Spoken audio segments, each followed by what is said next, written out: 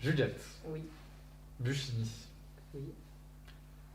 tu es peintre? Artiste? Peintre. Artiste peintre. Artiste peintre. Et on se retrouve aujourd'hui aux ateliers d'artistes de Besançon. Ta ville dans laquelle tu habites depuis 8 ans. Tu as passé ton DNAP en 2017. C'est ça, Tu as fait un Erasmus à la aide en 2018. tout à fait. Et un DNCEP, tu l'as eu en 2019. Ouais. Sur quoi est-ce que tu travailles en ce moment? Et justement, je voulais démarrer avec une phrase d'Olivier Mosset. Et il avait dit une phrase qui est hyper cool, enfin en tout cas qui parle, je pense, à tous les artistes, en tout cas, qui dit, donc il y a quelqu'un qui lui dit, qui demande à aller dans son atelier, il lui dit « Oui, bonne idée, mais je te préviens, il n'y a pas de toile à voir, je ne peins pas pour l'instant. » Et je trouve ça hyper vrai, parce que parfois ça arrive qu'on ne peigne pas, et que tu as un atelier, et que soit des anciennes choses, soit des choses que tu as fait un peu vite fait. Du coup voilà, en ce moment c'est pas épiphanie des trucs géniaux, Ouais. mais voilà, il y a 2-3 petites choses, et puis plus des réflexions, on va dire, que du travail très concret. Et puis, tu as un travail alimentaire surtout. Ouais, je suis aussi agent technique au musée du Centre à Besançon depuis octobre, donc du coup ça va se faire tranquillement le rythme Ouais. atelier-travail, et là voilà, je suis dans une période où tranquille. C'est une nouvelle ère de ta vie C'est une qui nouvelle commence, ère. quoi. Ah, On te donc voilà. chope Donc pile voilà, à je ce suis un moment-là. peu ouh là là. Ouais. Chaque chose en son temps. Ouais, bah t'as Et bien ouais. raison. Il y a une chose qui est super agréable, enfin que moi j'ai trouvé très agréable lorsque je préparais cette conversation. C'est en fait de pouvoir voir l'évolution de ton travail en fait assez clairement depuis ta deuxième année, quoi. Je trouve que il y a une continuité en fait dans ce que tu fais, et c'est ça qui est vraiment agréable, c'est de pouvoir regarder et de te dire genre regarder tes peintures de 2016 et te dire ah mais waouh, mais là il y a déjà des traces de là les peintures en 2022. Et c'est assez cool parce que du coup on voit vraiment ton évolution de peinture en peinture.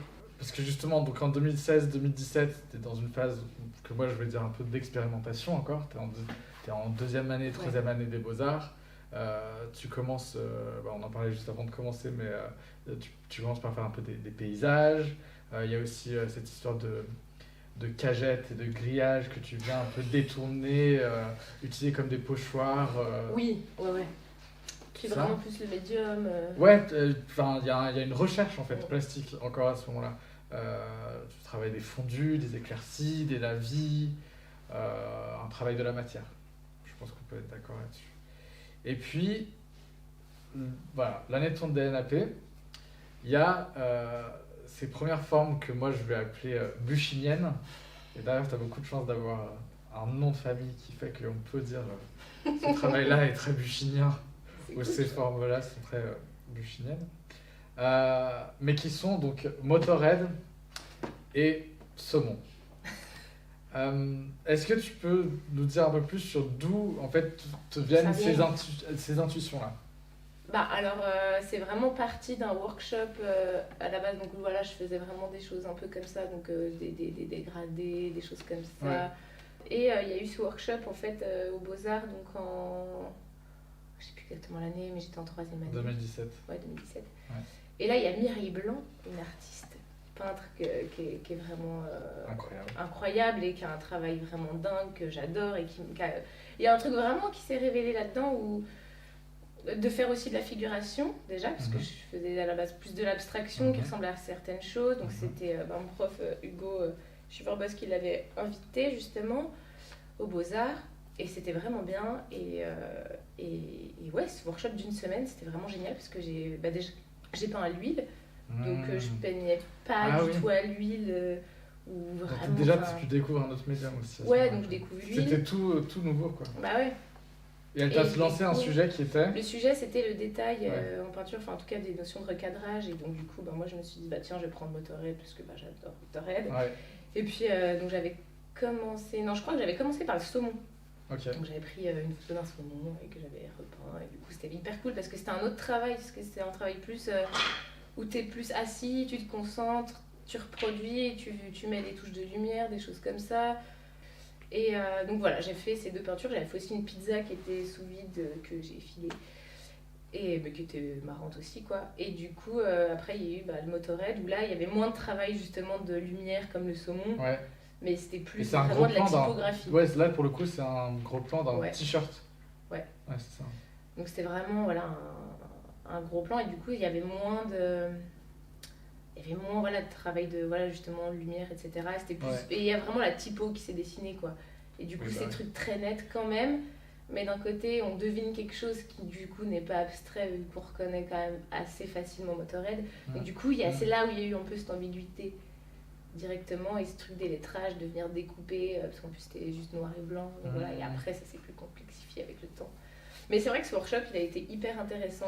C'est un peu un moment déclic, je pense, dans tout le travail. Enfin, clairement, il y a le avant ce workshop et le après pour moi. Après, et puis de voir aussi le travail de Mireille Blanc aussi, etc. De rencontrer des artistes aussi, tu vois, contemporains. Puis de les suivre en plus de ça, tu vois, puis d'avoir un échange et de se dire, c'est fou, et t'as envie de faire ça en fait. En fait, t'as envie de faire ça. T'as envie d'être comme eux. Tu te dis, putain, c'est trop bien. Donc voilà, c'était très important. Et ça, c'est cool de faire les beaux-arts pour ça, parce que tu rencontres des gens qui te marquent, quoi. Ouais. Et donc après ce workshop, après ce DNA, on arrive dans l'année de 2018. Et tout à coup, il y a un approfondissement en fait de ce travail que tu avais fait avec Mireille, et de ces détails et de ces lettrines en fait, je pense. Donc, tout à coup, en fait, il y a plusieurs lettrines qui commencent à arriver dans ton travail. Tu parlais de l'obsession tout à l'heure, mais il y a un truc assez obsessionnel avec le cool S ou le S universel. Donc tu as des variantes de cool S, cool S2, cool S variation, cool S composition. Tu peins également le M de MTV. Enfin, il y a un truc de culture pop là qui arrive.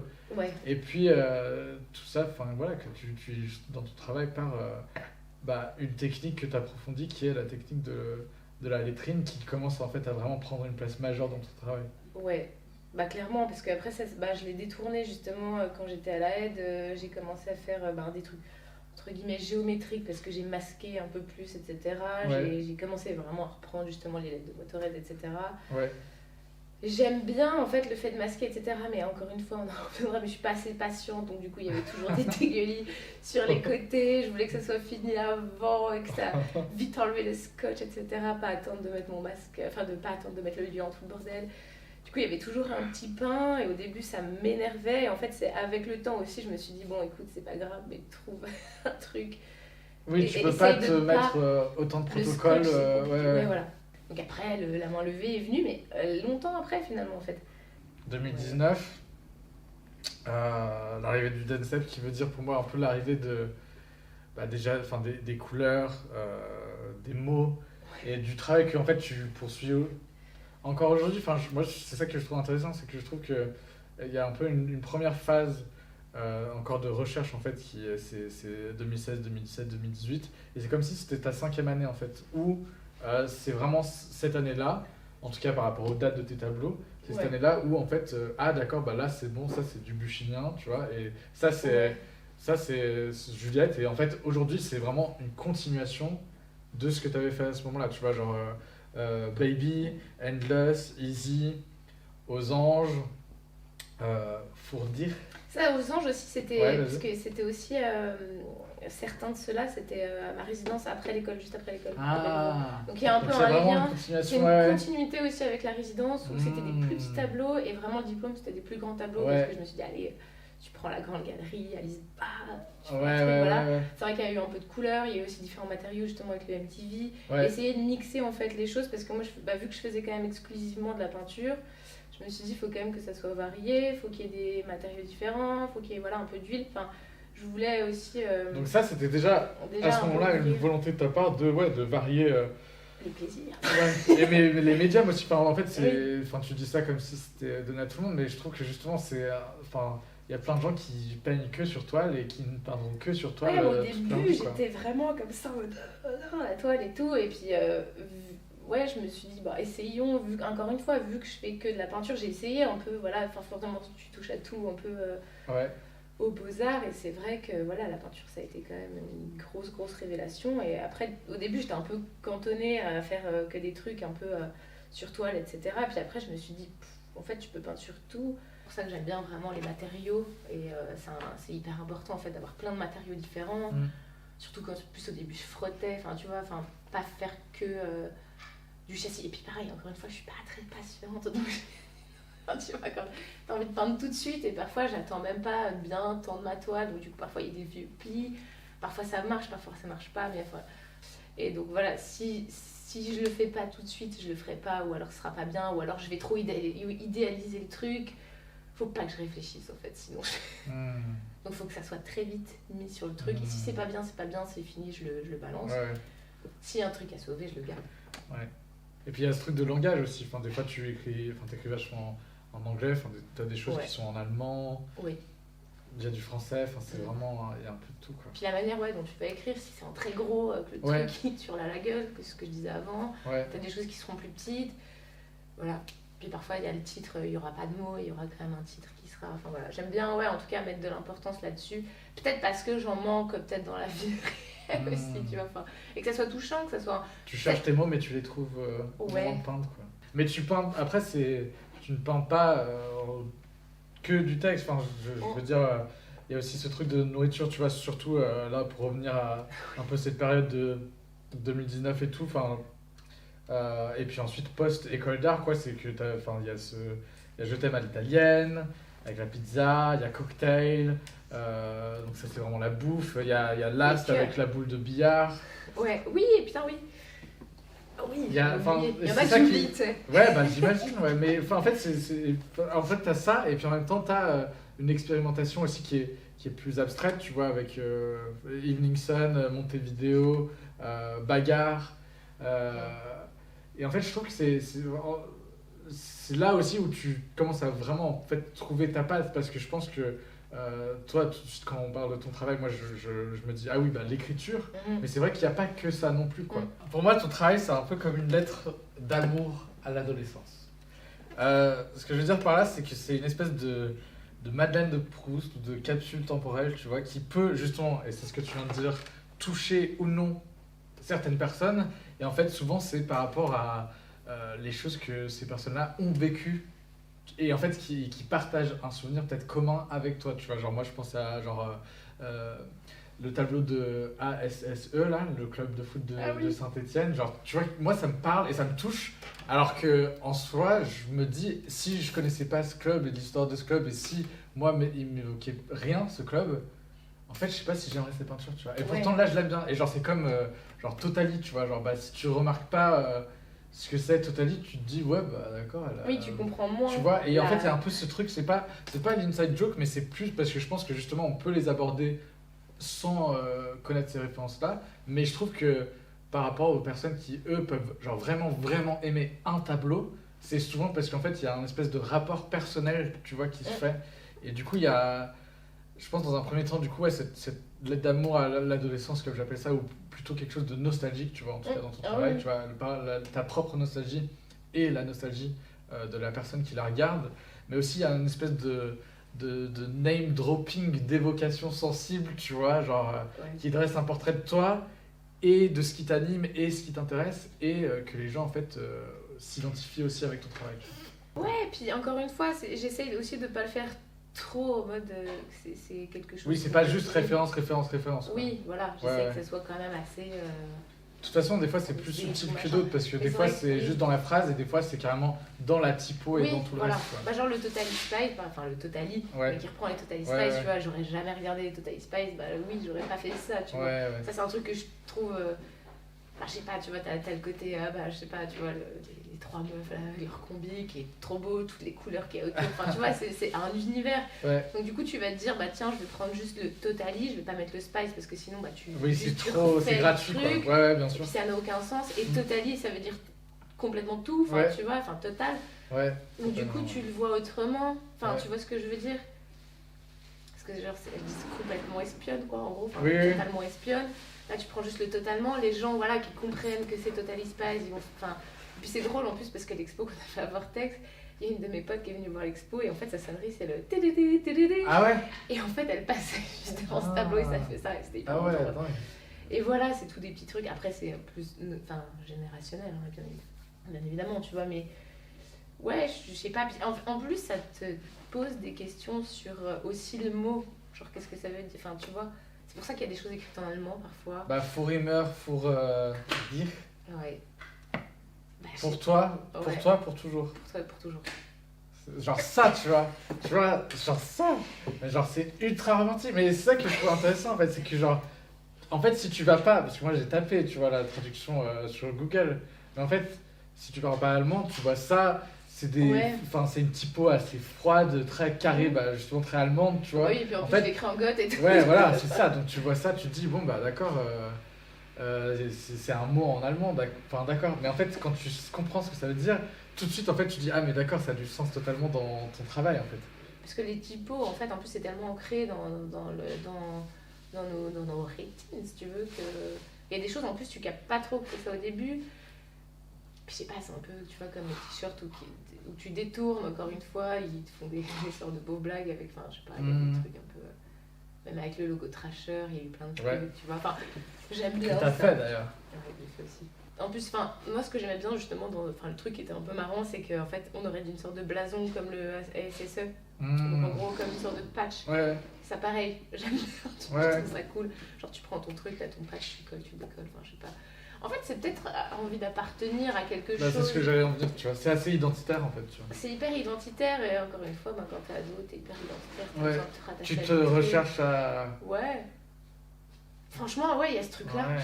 Tu sais, t'as envie d'avoir un crew, quoi. Ouais. Parce que t'es tout seul, en fait. Genre, du coup, si t'appartiens un peu...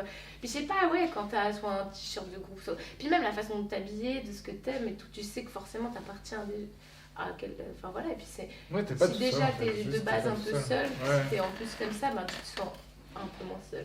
Donc c'est cool, tu vois. Mais je trouve que ton travail est très généreux, en fait. Généreux et amoureux. Enfin, là, on parle de Vorhimer et Furdich, mais en fait, il y a un moment où j'ai fait un déclic quand je regardais ton travail. Et mais peut-être que c'est totalement faux ce que je veux dire. Et c'est ça qui est peut-être intéressant, mais en fait, je me disais, ouais, mais en fait, cette meuf, en fait, c'est une en anglais, on appelle ça hopeless romantic, c'est genre désespérément romantique, tu vois. Ouais, je me disais, en fait, elle aime trop le love et tout. Et en fait, j'étais là et je me faisais cette lecture-là de ton travail. Et en fait, à un moment, je tombe sur ton tableau Roméo, tu vois.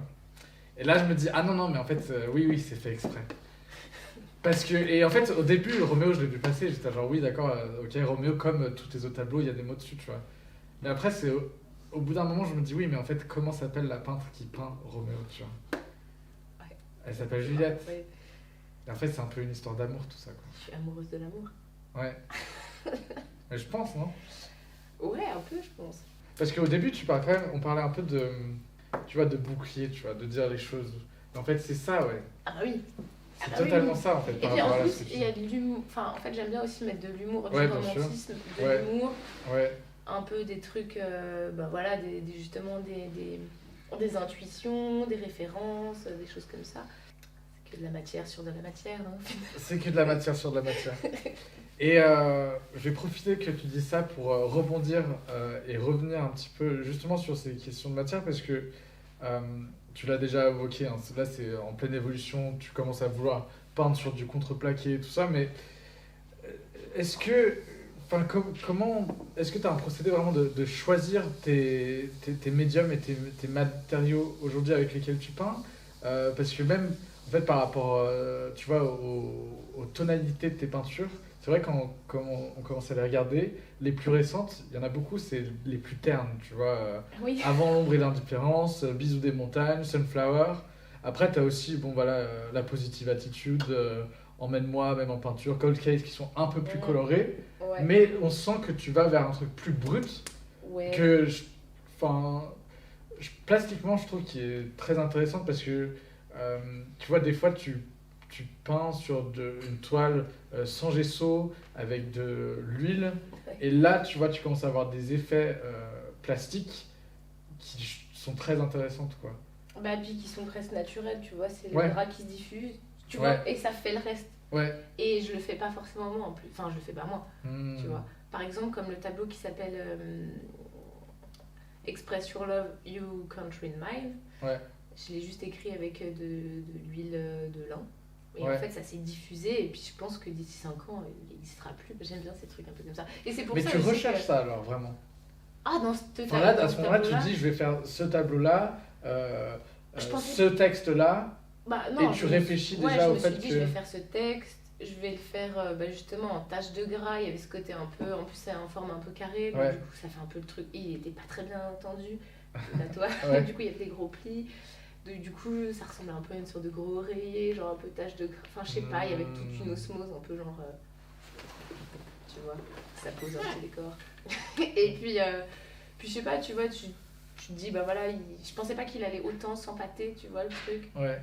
Et ça se trouve, enfin là, ça fait un moment que je l'ai pas vu, mais ça se trouve, il n'existe pas. Putain, avec les changements de température, tout le bordel, je sais pas trop comment ça bouge.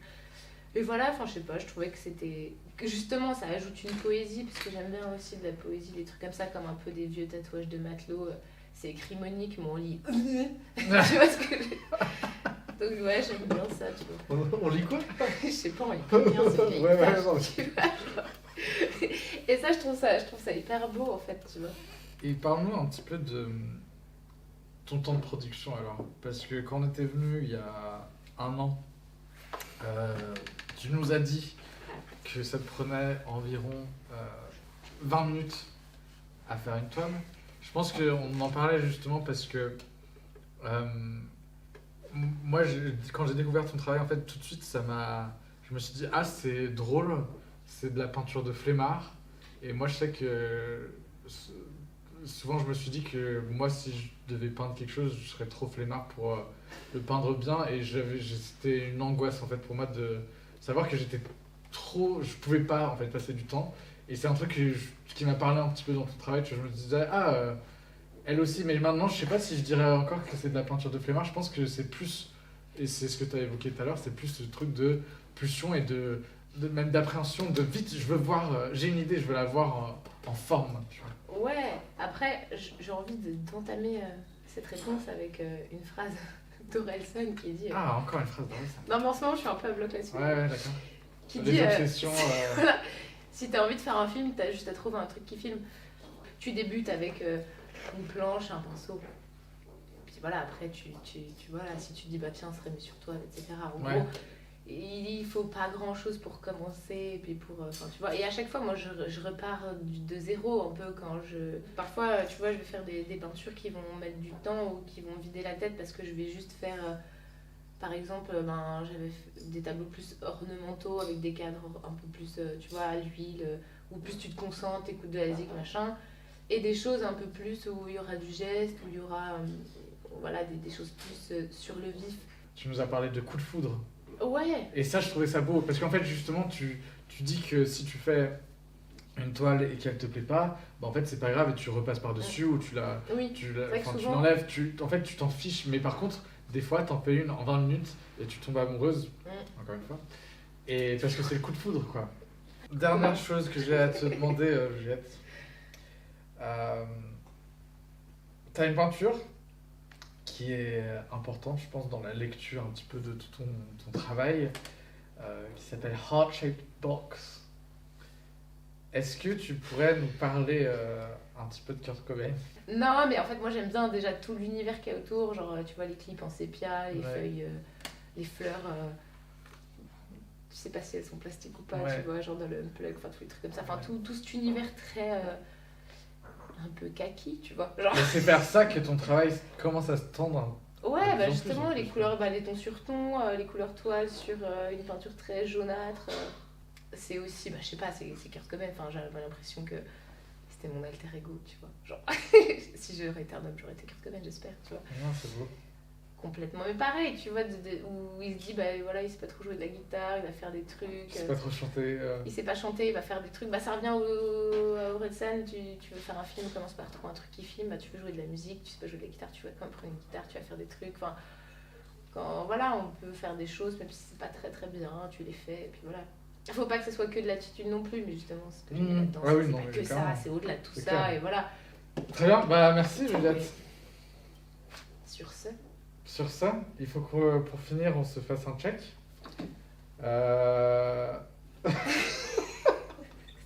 Donc je vais faire 3, 2, 1, et on va faire un check comme ça, qui va être centré en l'air, d'accord ? Ok.